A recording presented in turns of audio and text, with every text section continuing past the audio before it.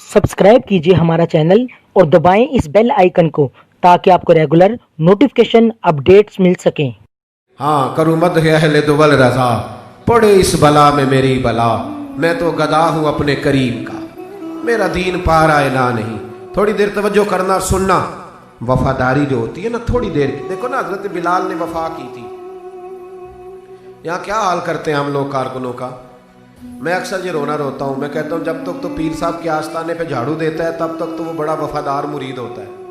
अगर उस पर कर्जे चढ़ जाए तो पीर साहब कहते हैं उसका जाती मामला है। जब तक वो अपने हाथों से सियासतदान के इश्तिहार लगा रहा होता है तब तक वो कारकुन होता है, कारकुन। और जब वो कहीं उलझ जाए तो कहते हैं जी मैं जी उसके जाती मामले में नहीं। ये जाती मामला क्या होता है? जब तेरे इश्तिहार लगा रहा था सियासतदान के तब जाती मामला नहीं था। जब किसी को जरूरत पड़ गई तो अब मामला जाती हो गया।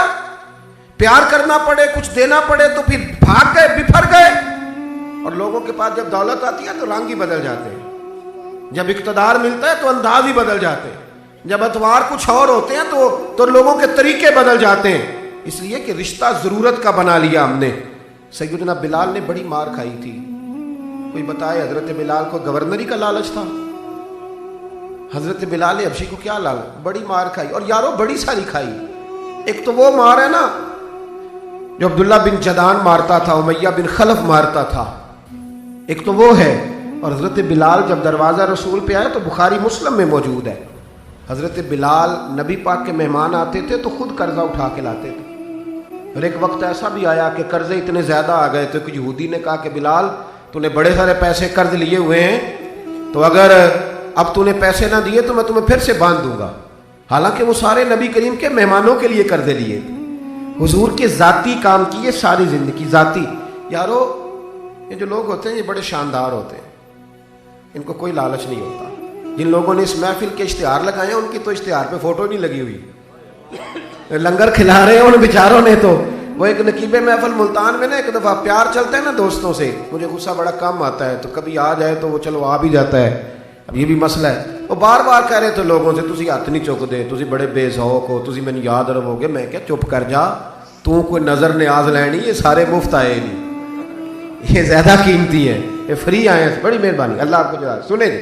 मेरे भाई ये देखे ना जिन लोगों ने जो दरखास्त लेके गया था थाने जलसे की इजाज़त की, उसका तो नाम ही नहीं छपा।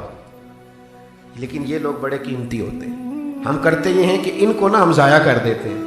चाहिए अब हमारी मस्जिद में जब महफिल मिलाद होती है तो जिसने 1.5 लाख दिया ना वो स्टेज पे बैठा है, और जिसने सारा साल मस्जिद में झाड़ू दिया उसको मिलाद वाले दिन किसी ने पूछा ही नहीं। हालांकि उस बंदे की सदारत में जलसा होना चाहिए था जो रोजाना मस्जिद में झाड़ू देता है। उसकी सदारत होनी चाहिए थी ताकि पता चले कि रसूलुल्लाह के गुलाम मिलाद के मौसम में गरीबों को इज्जत अता करते हैं। लेकिन हम निकल जाते हैं, हमारा माहौल नहीं, मिजाज नहीं। हजरत बिलाल ने नौकरी की, सारा दिन नबी करीम के काम करते, सारा दिन। थोड़ा सा टाइम बाद जाता ना, कहते हुजूर कोई हुक्म तो नहीं? मुल्ला रूमी ने लिखा कोई हुक्म तो नहीं? हुजूर फरमाते नहीं, सारे काम हो गए। हुजूर मैं थोड़ी देर के लिए जाऊं? जाएं। एक दिन भी, 2 दिन भी, 3 दिन भी। हजरत अनस बिन मालिक कहते एक दिन मैंने पूछ लिया, मैंने कहा हुजूर ये बिलाल छुट्टी लेके जाते कहाँ हैं? शादी तो की कोई नहीं थी अभी, घर तो था नहीं, तो ये जो आके कहते हैं कोई काम तो नहीं, मैं जाऊं?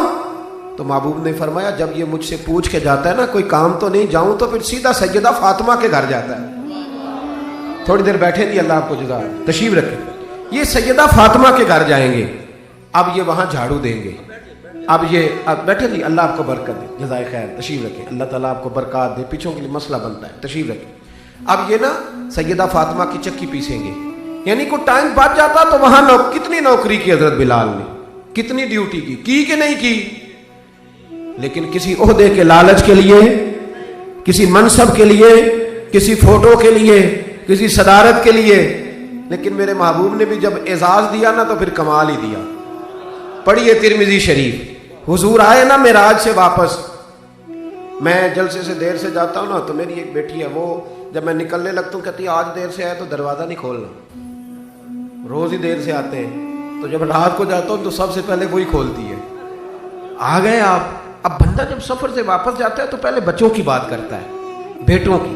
महबूब मेराज के सफ़र से वापस आए, लेकिन सबसे पहले जो बात की वो हजरत बिलाल हबशी की। سب سے پہلی بات سیدنا بلال کی، مجمع میں بٹھا کے، مجمع میں حضرت بلال کو مجمع میں بٹھا کے فرمایا کیا عمل کرتا ہے بھائی تو بلال؟ عرض کی حضور کیا ہوا؟ فرمایا بتا کیا کرتے ہو، کون سا عمل ہے جو زیادہ کرتے ہو؟ کہا حضور حکم کریں۔ تو محبوب فرمانے لگے جب میں جنت میں گیا ہوں نا معراج کی رات، تو میں نے وہاں تیرے قدموں کی آواز سنی ہے۔ جنت میں تیری اب کس نے ذروں کو اٹھایا اور صحرا کر دیا، اور کس نے قطروں کو ملایا اور دریا کر دیا؟ یہ کس کی حکمت نے یتیموں کو کیا در یتیم اور غلاموں کو دنیا بھر کا مولا کر دیا۔ ایک بڑی عجیب بات لکھی ہے ابن اسحاق نے، کہتے ہیں کہ جب فتح مکہ ہوئی نا، ظہر کا ٹائم ہوا تو نبی کریم علیہ السلام نے فرمایا چلو ابھی اذان پڑھو، بلال کو بلاؤ۔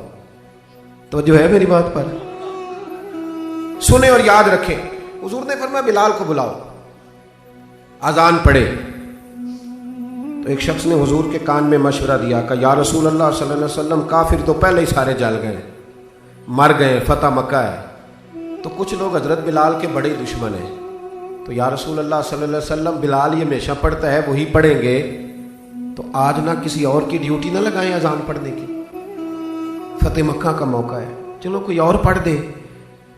یہ روٹین میں جب پروگرام ہوتے ہیں تو تب تو مقررہ امام بھی نہیں نا جماعت کراتا، چلے کوئی بزرگ آئے ہیں وہ کرا دیں، آج موقع ہے، بری بھی بات کوئی نہیں۔